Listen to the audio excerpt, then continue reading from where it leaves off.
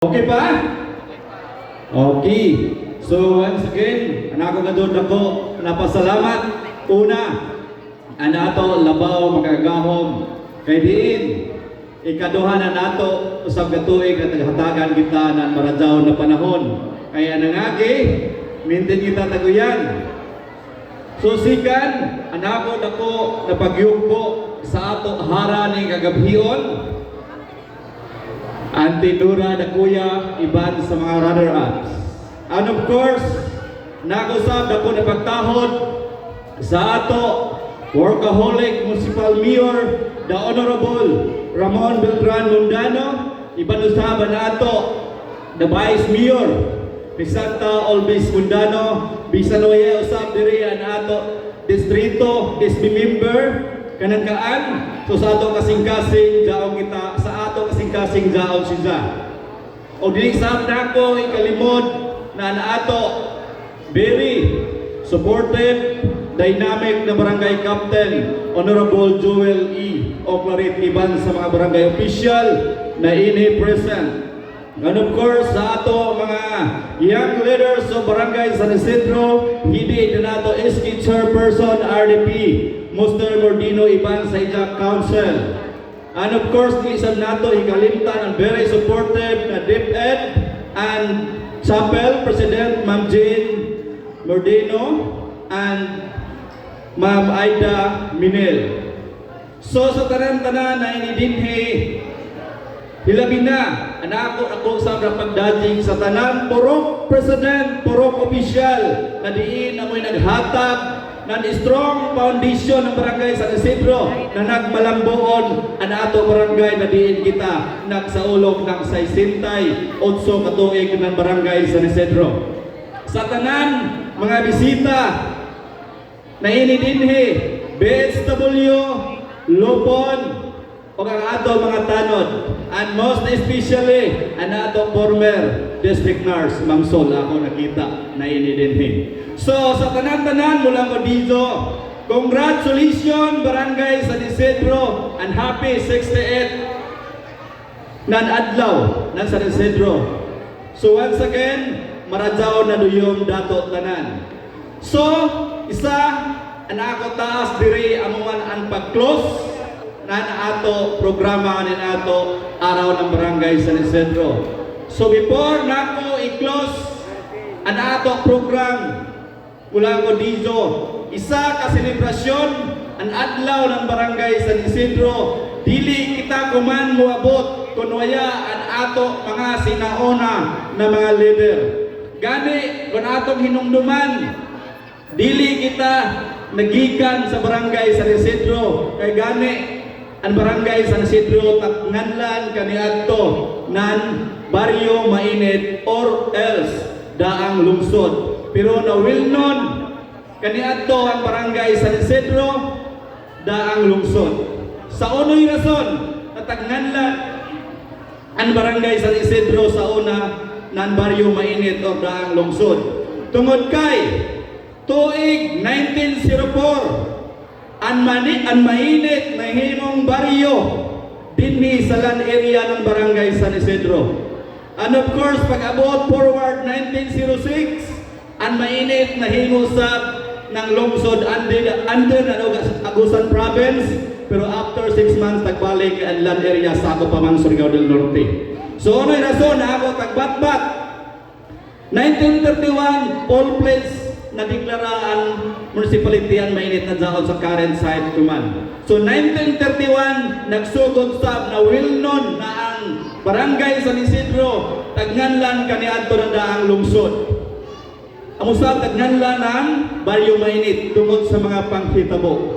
So before kita mo forward, before kita palaluman nato, tugote ako nidyo mga 20 minutes na gadon. Ako hangdoon ang ido tagsa-tagsa ka mga presensya sa pagpamati kay this is a very important kuman na henerasyon na diin ato hibawaan kundi nagsugod ang Barangay San Isidro. Ang Barangay San Isidro na deklara officially 1958 January 16. pinaagi ng isa ka opisyal na distrito na si Honorable Amalia Said Salino. Initiative niya na mahimong madeklara ang barangay San Isidro. Pinaagi sa isa inisyatibo tagpili niya na i-combination ang ngaya na leader si Isidro Musa o sa usa ka patron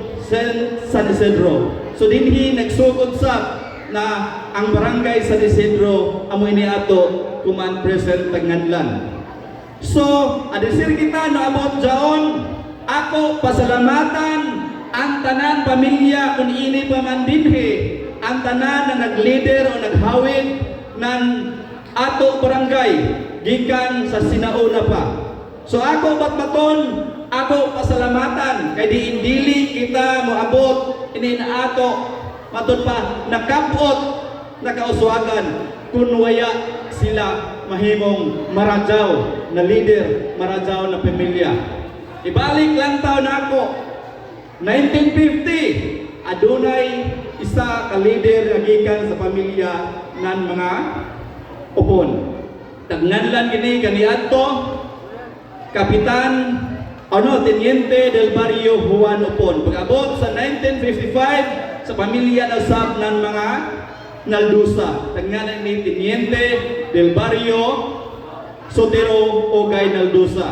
O pag-abot sa 1958 dinhi adunay isa ka first na nahimong leader na amo doon ang ato Tagnanlan kuman na si San Isidro na diin combination sa ato first leader na si Isidro Musal.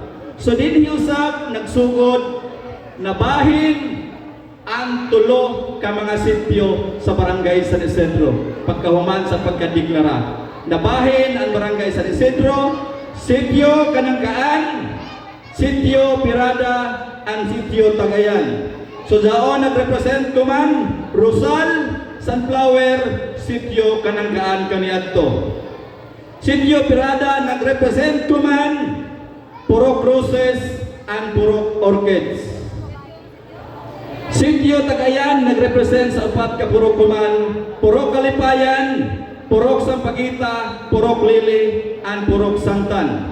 So pagkahuman sa liderato ni San Isidro, dinhi netabo ang first barangay election 1960 na diin nakadaog na usab ang pamilya nan mga Musol na Tagnanlan kini the first barangay captain Hermenegildo Musol.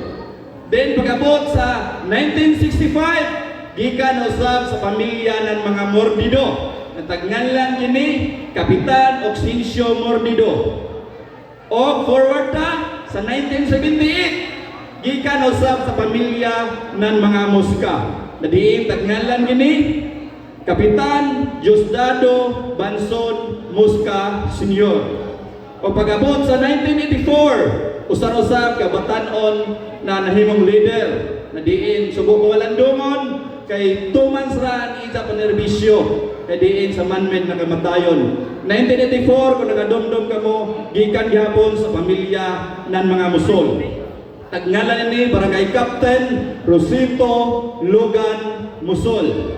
Pagkahuman sa isa matod pa manmed na kamatayon dinhi netabo ang usa ka barangay kapitan na saksisor gikan sa pamilya ng mga Monggado.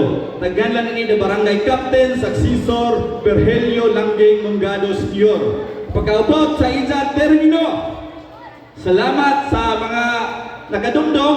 Paghuman sa isa termino, dinhi usab isa ka historical sa barangay San Isidro na diin isa ka babaji na himo na barangay captain nagikan sa pamilya ng mga Paramo. Tagnanlan siya ng Kapitan Luzminda Banson Paramo. O pag-abot sa 1994 gikan na usab sa pamilya nan mga Larissa. Gani inipaan former kagawad na mati gadud si Jack. Ato hinumduman dako gadud ang ija na hibilin na history kay sa tanan kapitanes na naghawid ng barangay San Isidro. 16 years ang ija panerbisyo. 1994 ngadto sa 2010 walain the barangay captain former Roger Pitanio Larissa. Pagkahuman sa ija termino, gikan usab sa pamilya ng mga Lopez. Na diin tagnganlan ini 2010 nahimo na barangay captain si kumpare nako Roger Banson Lopez. O pag-abot sa 2013, wilain nagpadadyon ng kalambuan ang ato present na barangay captain kuman, the Honorable Joel Asistores Oclarit. So ini na mga kapitanes, 12 kabuok ang nahimong leader sa ato barangay San Isidro. So unoy rason na tagbatbat nako, gusto nako na ijo mahinuklugan ang ato handumanan sa kagahapon o karon na diin mo'y refleksyon sa ato panaghiusa, sa ato kugma na diin ato napakita. Kay matod pa, love, unity is nothing without an action. So, ini nato napabilin kita, amoy na refleksyon na nahigugma kita nakagiusa tungod kay adunay ato pangandoy na anasugdan ato pang palambuon. So, ini amoy kapabilin hagit. Ini makita ko man na henerasyon bisan sino pa may mga tungdanhan dinhi sa ato barangay San Isidro, ako'y panghinaot ng ijo kasing-kasing, ang ijo mga huna-huna ato itampo sa ato barangay. Kay diin kalaong ko pa ang ato barangay sama sa isa ka pamilya o panimayay na ato o mamahon o aron magmalambuon. So asman ko once again, happy 60th araw ng barangay San Isidro, and congratulations, and once again, God bless us all. Thank you! Hello! Ready na mag-disco? Okay, the question. Maghatay ako ng 100. Adi rakan, kay madugay na, kay mag-question pa ko, susunod rakan. Okay? Okay, Sir Bernie, so salamat sa inyong presensya na nagpabilin ka mo, and God bless. Okay, thank you so